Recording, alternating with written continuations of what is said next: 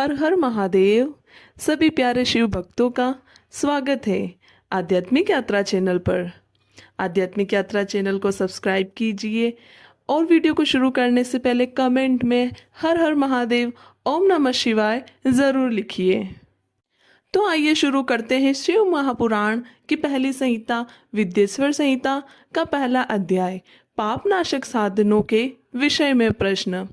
जो आदि से लेकर अंत में है, नित्य मंगलमय है, जो आत्मा के स्वरूप को प्रकाशित करने वाले हैं, जिनके 5 मुख हैं और जो खेल खेल में जगत की रचना पालन और संहार तथा अनुग्रह एवं तिरोभाव स्वरूप 5 प्रबल कर्म करते हैं, उन सर्वश्रेष्ठ अजर अमर उमापति भगवान शंकर का मैं मन ही मन चिंतन करती हूँ।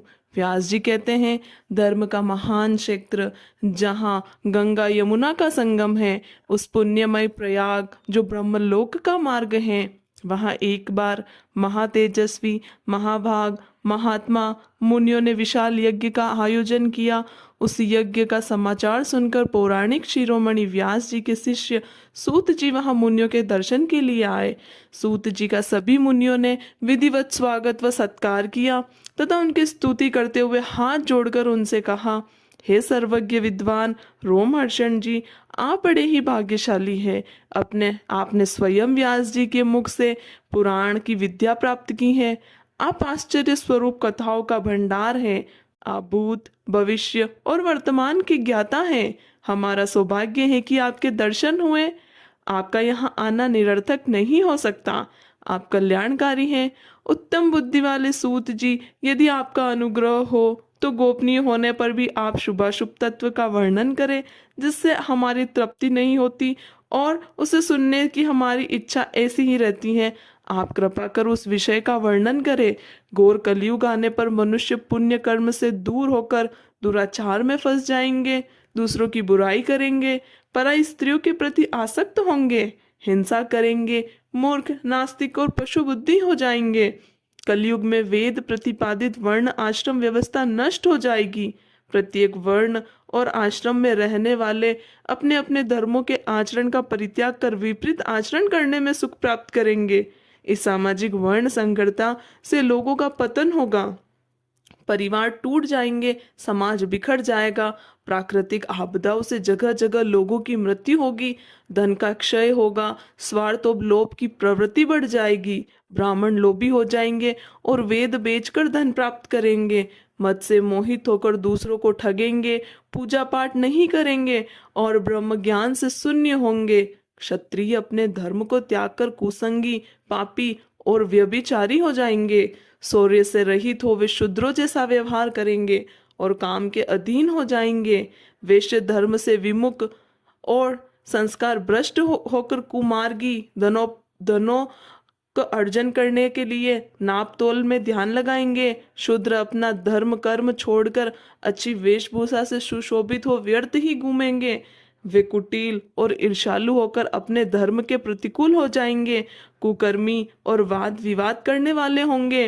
वे स्वयं को कुलीन मानकर सभी धर्मों और वर्णों में विवाह करेंगे। स्त्रियां सदाचार से विमुख हो जाएगी। वे अपने पति का अपमान करेगी और सास ससुर से लड़ेगी, मलिन भोजन करेगी। उनका शील स्वभाव बहुत बुरा होगा। सूत जी, इस तरह जिनकी बुद्धि नष्ट हो गई है और जिन्होंने अपने धर्म का त्याग कर दिया है, ऐसे लोग लोक परलोक में उत्तम गति कैसे प्राप्त करेंगे? इस चिंता से हम सभी व्याकुल हैं।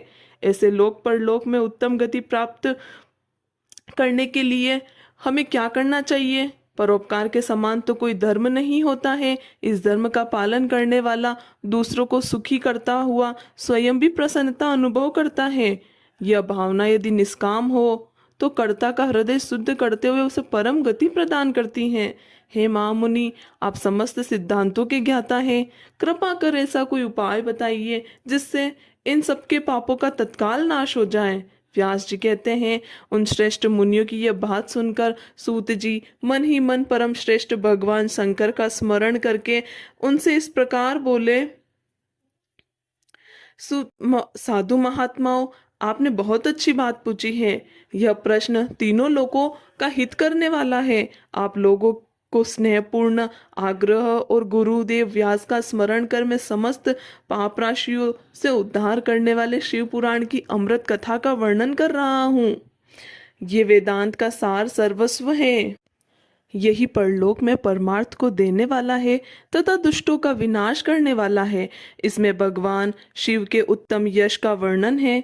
धर्म, अर्थ, काम और मोक्ष आदि पुरुषार्थ को देने वाला पुराण अपने प्रभाव की दृष्टि से वृद्धि तथा विस्तार को प्राप्त हो रहा है। शिव पुराण के अध्ययन से कलयुग के सभी पापों में लिप्त जीव उत्तम गति को प्राप्त होंगे। इसके उदय से ही कलयुग का उत्पात शांत हो जाएगा। शिव पुराण को वेद तुल्य माना जाएगा। इसका प्रवचन सर्वप्रथम भगवान शिव ने ही किया था। इस पुराण के 12 खंड या भेद हैं। ये 12 संहिताएं हैं। विद्येश्वर संहिता, रुद्र संहिता, विनायक संहिता, उमा संहिता, सहस्त्र कोटि रुद्र संहिता, एकादश रुद्र संहिता, कैलाश संहिता, उमा संहिता, कोटि रुद्र संहिता, मातृ संहिता, वायवीय संहिता तथा धर्म संहिता। विद्येश्वर संहिता में 10,000 श्लोक हैं। रुद्र संहिता, विनायक संहिता, उमा संहिता और मातृ संहिता प्रत्येक में 8,000 श्लोक है। एकादश रुद्र संहिता में 13,000, कैलाश संहिता में 6,000, शतरुद्र संहिता में 3,000, कोटि रुद्र संहिता में 9,000, सहस्त्र कोटि रुद्र संहिता में 11,000, वायवीय संहिता में 4,000 तथा धर्म संहिता में 12,000 श्लोक है। मूल शिव पुराण में कुल 1,00,000 श्लोक है, परंतु व्यास जी ने इसे 24,000 श्लोकों में संक्षिप्त कर दिया है। पुराणों की क्रम संख्या में शिव पुराण का चौथा स्थान है, जिसमें 7 संहिताएं हैं। पूर्व काल में भगवान शिव ने 100 करोड़ श्लोकों का पुराण ग्रंथ ग्रंथित किया था। सृष्टि के आरंभ में निर्मित यह पुराण साहित्य अधिक विस्तृत था। द्वापर युग में द्वैपायन आदि महर्षियों ने पुराण को 18 भागों में विभाजित कर 4,00,000 श्लोकों में इसको संक्षिप्त कर दिया। इसके उपरांत व्यास जी ने इसे 24,000 श्लोकों में इसका प्रतिपादन किया। यह वेद तुल्य पुराण विद्येश्वर रुद्र संहिता, सतरुद्र संहिता, कोटि रुद्र संहिता, उमा संहिता, कैलाश संहिता और वायवीय संहिता नामक 7 संहिताओं में विभाजित है। यह 7 संहिताओं वाला शिव पुराण वेद के समान प्रामाणिक तथा उत्तम गति प्रदान करने वाला है। इस निर्मल शिव पुराण की रचना भगवान शिव द्वारा ही की गई है तथा इसको संक्षेप में संकलित करने का श्रेय व्यास जी को जाता है। शिव पुराण सभी जीवों का कल्याण करने वाला, सभी पापों का नाश करने वाला है। यही सत्पुरुषों को कल्याण प्रदान करने वाला है। यह तुलना रहित है तथा इसमें वेद प्रतिपादित अद्वैत ज्ञान तथा निष्कपट धर्म का प्रतिपादन है।